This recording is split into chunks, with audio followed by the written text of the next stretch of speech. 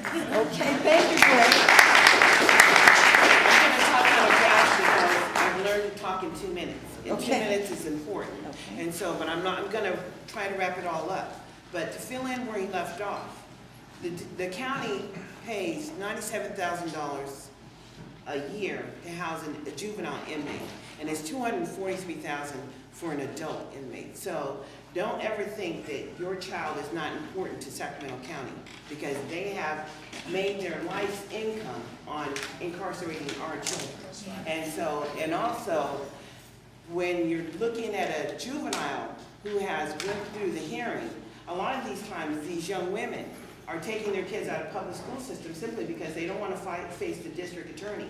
Because through truancy or behavioral issues, you continue to come to the school. But once you're documented with so many infractions, then they can hold the hearing, the SARB hearing on you. And as they will tell you, Sacramento County has had less than 100 SARBs this year probably less than 50. Really, because a parent will opt out. I don't think I want to go to jail, and I don't know any young woman who wants to be caught up with the district attorney. So because their child either has been moved so far away from the house that they can't get to school on time, or the family doesn't have a car and it's impacting the family. But quite frankly, the district has utilized the basic schools. Everybody wants to get their kid into basic school. I think I want to have my child in basic school too. It's one of the best programs in town. But quite frankly, they take the money from the other schools to put at the basic schools. Well, if that basic school is in your neighborhood and you happen to be a kid that's in poverty that wants to go to that school, you can't go. That's your own school. But they will send you to a school across town, and they are now talking about not providing any transportation. If they don't provide transportation, then it's on you, parents. Get your child to school. When they start documenting you as having a truancy or a behavioral issue, they're going to hold a hearing on you, and they're going to still collect the ADA or the Title I dollars, simply because you're homeschooling your kid. That's your option. Your choice? Well, the choice is if you can't read and write yourself, I don't know what you're going to do, because that kid's going to be out and about. And idle time is the devil's workshop, and I think we all know that. But what's happened in Sacramento over time is criminal to African American kids, because African American kids don't have a choice. I was working with a young man, Charles Bernard. Charles got accused of being in a fight in October, as I was saying. And Charles said he wasn't in the fight and told me he was special ed. I met him on a night where Hiram Johnson was moving a massive amount of kids out of Hiram Johnson.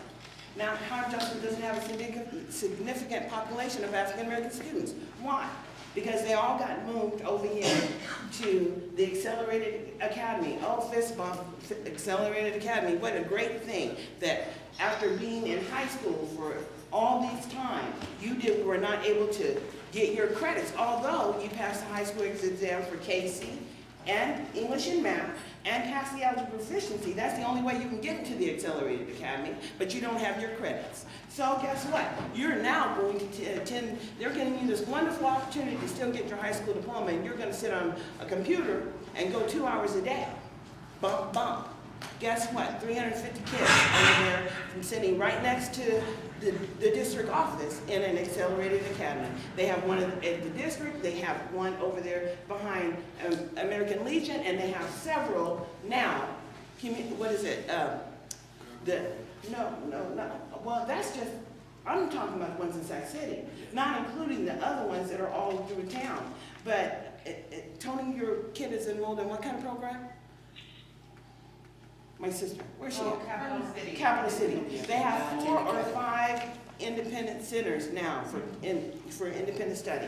And a lot of our kids are in those independent study programs. Right. And so, you know, the deal is that we're not where they have to address the achievement gap issue.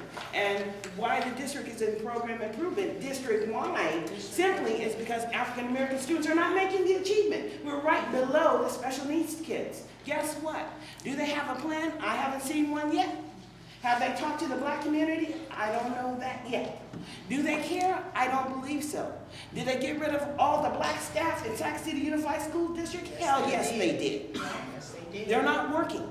And so when we look at people who have to interact with our children, they're not there.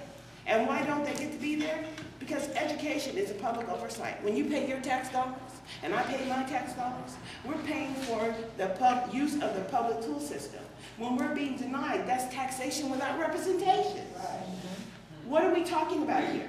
But because we don't have a means of coming together, they have never worried about us, because we have never come together.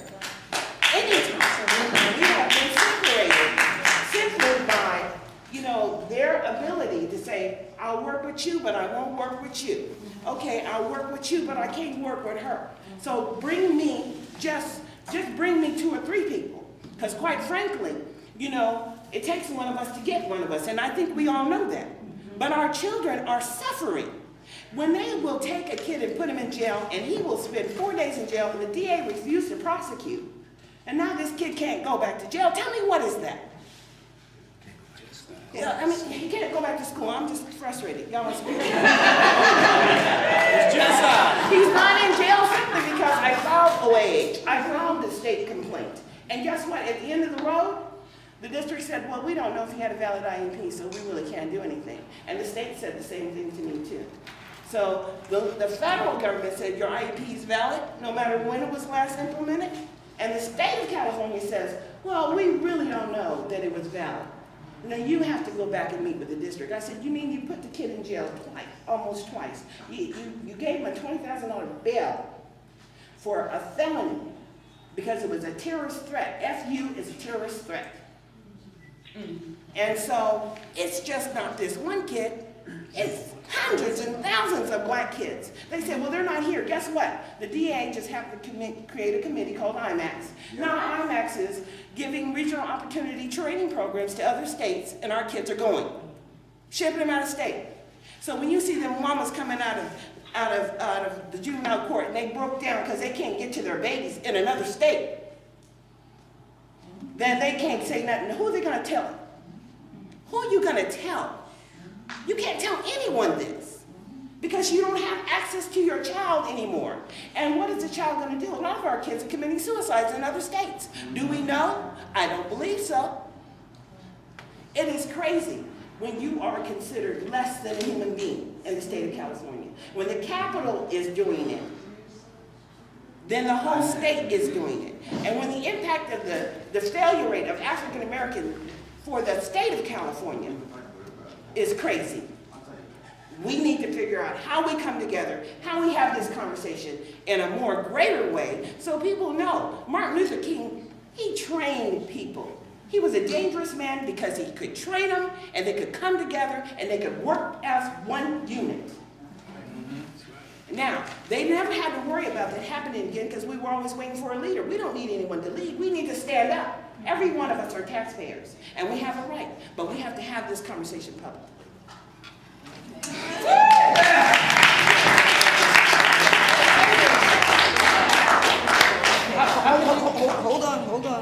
Hold on. Let's deal. Just add to it. How many of you attended the community forum with the General 3 weeks ago? This is what she shared with us.